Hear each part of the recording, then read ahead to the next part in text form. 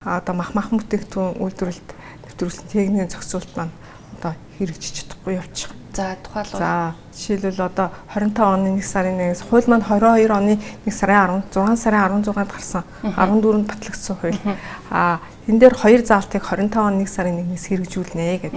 Тэр нь болохоор үйлдвэрээ аргаар төхөөрсөн малын махыг худалдаанд 25 оны 1 сарын 1-ээс гаргана. Дээрээс нь энэ боловсруулах үйлдвэрүүд бүгдээрээ цэвэрлэх байгууламжтай байна гэсэн энэ заалтуудыг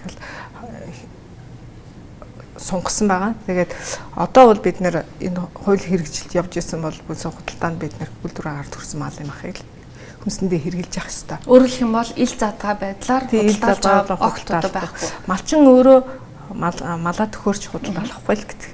Тэр заашгүй үйлдвэр агаар төхөөрөгдсөн байх хэрэгтэй. Байгаа юм. Энэ одоо заалт нь хэрэгжих боломж байгаа. Хуулийн дээр ямар заалт байгаа вэ гэхээр хүнсний сүлжээнд эхнээсээ эцсийн ортол сүлжээнд орсон бүх хүн энэ хууль хэрэгжүүлэх ёстой. Гэтэл хүнсний сүлжээнд одоо өнөөдөр жишээлбэл махан дээр хамгийн ихний хүн бол малчин байна. Тэгэхээр малчин хүн өөрөө үдэ аж ахуйн зохицуултаа хангах одоо мэдхгүй тэрийг сурталчлаагүй бүр ямар ч ойлголтгүй байгаа байхгүй юу? Тэгээ нэгд мах гэдэг манад болохоор мах өөрөө бий болчих юм шиг. Гэтэл махыг малаас гаргана. Тэгээ малыг малчин өсгөнө. Тэгэхээр малчин өөрөө сүлжээний хамгийн эхний шатны хүн байгаа байхгүй. Тэгэхээр малчинтаа бид нар малчнаасаа эхэлж ийж энийг сүлжиг эхнээс нь зөв явуулна. Дундаас нь ингээд хийгээд явж байгаа жишээлбэл боловсруулах үйлдвэрүүд бид нар бол тэр хуулийг хэрэгжүүлээд явхлаар биднэрт юунд нөлөөлж ийнү гэхээр бүтээгдэхүүний хадгалалтын хугацаанд нөлөөлж байгаа. Цаашаа экспортод одоо тэр ингээд боловсруулалтын явцад бол илүү зардал гарах тийм үү, хорогдол гарах. Тэгэл одоо тэр бохирдолтой анхан шатны бүтээгдэхүүн бохирдолтой байна гэдэг бол энэ бол ерөөсөө л эцсийн бүтээгдэхүүнд бол хадгалтын хугацаанд нөлөөлж байгаа. Тийм. Тийм бол учраас одоо бүр малчнаасаа л эхлэх хэрэгтэй юм байна гэж харж байгаа. Малчин малаа л хариулдаг. Малаа үйлдвэрт нийлүүлдэг. Үйлдвэр нь тэр малыг үйлдвэрээ агаар төхөөрөд худалдаанд гаргадаг. Бусад хоол үйлдвэрлэл, бусад дахин дараачин боловсруулах үйлдвэрд нийлүүлдэг. Тэр нь бүтээгдэхүүн хийгээд экспортод гаргадаг. Байхад бол энэ бол системээрээ сүлжээгээрээ энэ сүлжээндээ шаардлага хангаад явна л гэсэн. Яг ингэж одоо сүлжээг нь одоо биелүүлэхэд одоо хэрэгжүүлэхдээ яг юу нь болохгүй хаана гацаад байгаа. Гацж байгаа бол ерөөсөө л хамгийн анхан шатны малчин. Одоо бид нар малчтыг чадчихуулах хэрэгтэй байна. Төрөөс бас сая малчт руу чиглэсэн ямар бодлого авсан хоршоодуудыг дэмжүүлсэн санхүүжилтийг өснө тийм үү. Гэтэл мөнгөний өгч болж байна. Гэтэл тэр хоршоодууд цаашдаа яаж тэр мөнгийг одоо эргэлтэнд оруулж одоо үр ашигтай ажиллах уу гэдэг талаар ямар ч ойлголт өгөөгүй зүгээр мөнгөний өгч гисэн. Тэгээ өнөөдөр хоршоо байгуулна гэсэн хоршоодууд байгуулагдсан байна. Гэтэл тэр хоршоонд яаж тэр малчин ажиллах уу гэдэг талаас ямар ч ойлголт байхгүй. Тэгэхээр тэр талын хуулиар нь гаргасан одоо тэр хоршоодын тухай хууль мөл гэдэг одоо бусад юмнуудад энийг аюул сайн зааж өгөөд тэрийг сурталчлах хэрэгтэй. Ерөөсө манад янз бүрийн хуулиуд гарч ин хэрэгжилтгүй байгаа шалтгаан бол ерөөсө хуулиас сурталчлахгүй. Махыг бол яг хуу инфляцид одоо хамгийн одоо өндөр дүнтэй дүн эзэлдэг одоо юм бүтээгдэхүүнээр сонгож аваад нөөцийн мах жил болгон гаргаж байгаа. Тэгээд энэ дээр бас 10 гаруй одоо аж ахуйн хэмжээ за 20 орчим аж ахуйн хийж оролцоод хавар болгон одоо жилд одоо махаа нийлүүлээ явж байна. Тэгэхээр энэ одоо тогтолцоо хэр зөв бэ? Эндээс одоо гарах боломж байгаа мó? Эсвэл нөгөө саяны таны хэлж байгаа энэ хуулийг хэрэгжүүлснээр яг энэ нөөцийн махны тогтолцооноос гарах юм уу? Энэ ер нь өөрөө хэр зөв систем юм? Нөөцийн махны систем бол яг хуучны систем. Ерөнхийдөө манай нөгөө уламжлалт мал чинь одоо төхөөрдөг үйл ажиллагаач улирлын чанартай явагдтал холбоотой. Одоо бид нар дэлхийд даяар хөгжиж байна. Бид нар хэдийгээр уламжлалт арга байгаа ч гэсэн тэрэн дээр орчин үеийн одоо аргуудыг бас хэрэглэх хэрэгтэй, хөгжих хэрэгтэй байна. Юу гэхээр нэг талаасаа бид нар одоо манайх бэлчээрийн энэ бол манай давуу тал мөн. Гэхдээ бэлчээрийн малыг өвлөн бэлчээрт гарч чадахгүй юм цастай эрсдэс уур амьсгалтай энэ нөхцөлд бол бид нэр бортчих л доо. Тэр эрчимцэн аж ахуйг нь холимог зэмээр оруулаад ирээд хөгжүүлээд тэрийгэ малчтаа аюулсаа ойлгуулад энэ бол зардал биш шүү. Энэ бол танд одоо энэ бол хөгжил шүү. Дээрээс нь тасралтгүй нийлүүлж шүү. Одоо бид нөөцийн мах гэж ярьж байгаа юм. Яах гэж энэ хавар нөөцийн мах гаргаад байгаа. Яг энэ улиралд нөгөө мал төхөөрөх үйл ажиллагаа явагддаггүй учраас нөөцлөж байгаа юм. Гэтэл өнөөдөр бид нар тэр нөөцлсөн мах чинь маш хөрөнгө зарцуулдаг, мөнгө шаарддаг. Тэрний оронд малчин маань өөрөө 3 сар бортоод чийдэг болчихлоо. Тэгээд тасралтгүй үйлдвэрүүдэд нийлүүлдэг болчихлоо. Тэгэх юм бол эн чинь ингээ нөөцлөг биш. Энэ жил болгон малын төхөөрөгдөл шинэ мах нь гараад тэгээд зах зээлийнхээ үнээр ингээд өсөж буураад явдаг юм болох ёстой л гэж хараад. Одоо зах зээл дээр үн маш өндөр байна. Иргэдийн худалдаа авах чадвартай нийцэхгүй байна гэдэг шүүмжил байнга ярьдаг тийм. Энэ дээр жишээ нь үйлдвэрлэгчдийн хувьд яг юу гэж харж байна? Зардал ер нь яг хаана хамгийн өндөр байгаа вэ?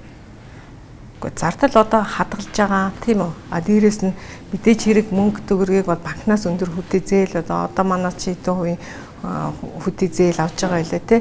Тэр байдлаар харахад бол зардал өснө. Дээрээс нь энэ бол бас нэг махны бизнесийн ашиг олдог бас нэг хэсэг байгаа байхгүй. Зах зээлээ харж байгаа л өндөр үед нь хүмүүс зарахыг бодож байгаа байхгүй. Тэгээ тэр үед нь одоо ингээд нөөцлөж бий болгодог. Гэтэл тэрэн дээр одоо бид нар ямар өөрчлөлт хийх хэрэгтэй вэ? Малчин тижээлээ бэлдээд тэр үед нь махын тасралтгүйгээр шинээр нийлүүлчихэлтэй.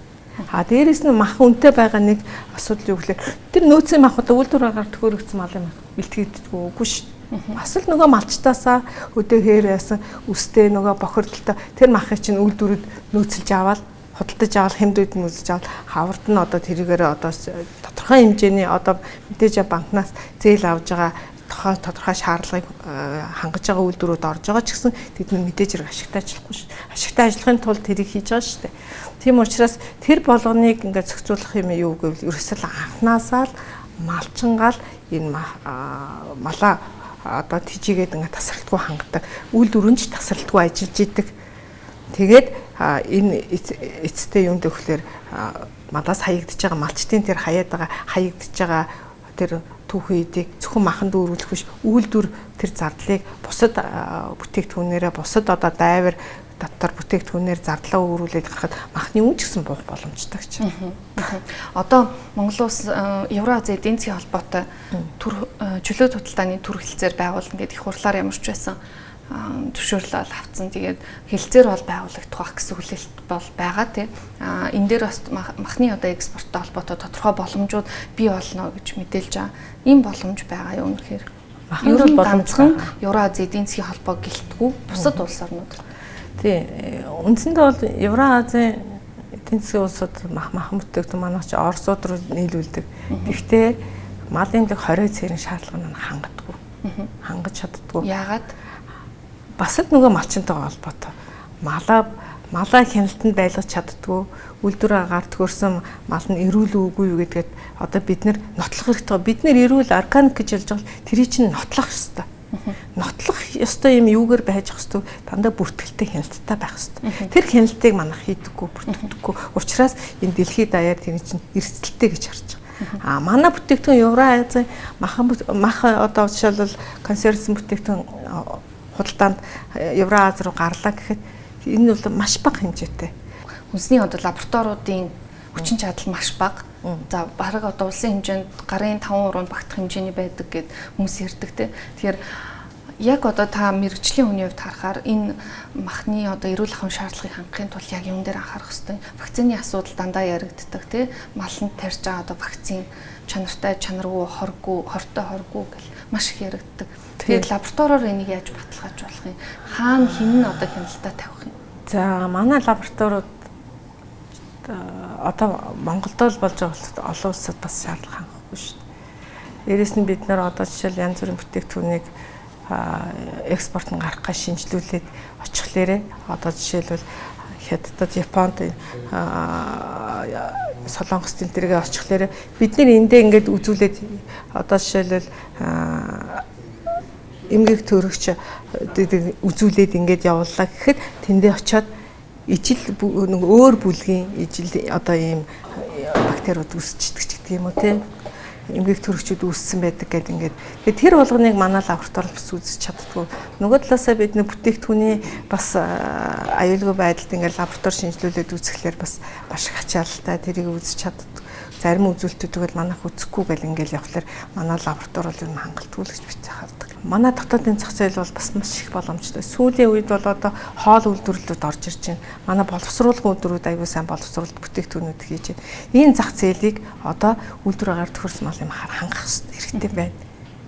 Нөгөө малчид өөрсдөө малчтын одоо үдээхээр төхөрсөн бохирдолтой малаар махаар хангамааргүй байна. Тэгэхээр одоо манай боловсруулах үйлдвэрүүд яах хэрэгтэй? Мал төхөрөх үйлдвэрүүд ямар шатанд вэ? Зөвхөн гулууц хийгээл тэгэл тэрийг нөгөө экспорт нь гарах. Одоо Оросоо харж байна. Одоо Иран руу гарж байна. Дулааны арга боловсруулж Хятад руу гаргаж байна.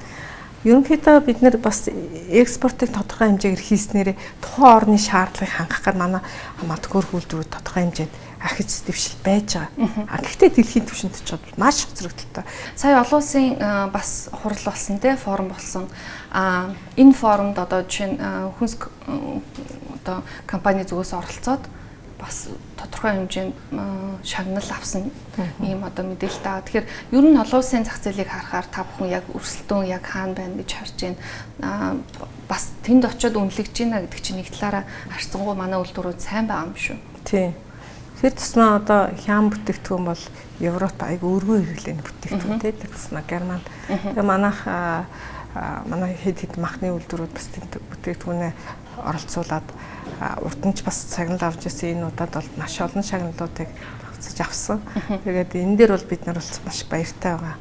Манай боловсруулах үйлдвэрүүд бол ерөнхийдөө дэлхийн түвшинд очиж чадж байна. Боловсруулалтаа. Тэрийг бол Монгол байна хаанд байна гэж харахгүй 1000 гаруй бүтээгдэхүүн 50 улсын 1000 гаруй бүтээгдэхүүн оролцсон. Тэгээд тэн дотроос одоо манай оролцсон компаниуд бүгдээр шагналаад манай компани бол 5 медаль авсан, 4 алт, 1 мөнгөн медаль авсан, 5 оролцсон 5 бүтээгдэхүүнээр бүгдээр нь медаль авсан. Тэгээ бодглохлоор бас одоо манай одоо боловсруулах үйлдвэрүүдийн одоо техник технологи бас нэлээд сайжирсан байна гэж бодоход одоо бас тааламжтай байгаа. Энд очиж үнэлэгдэн гэдэг бол маш том боломжтой.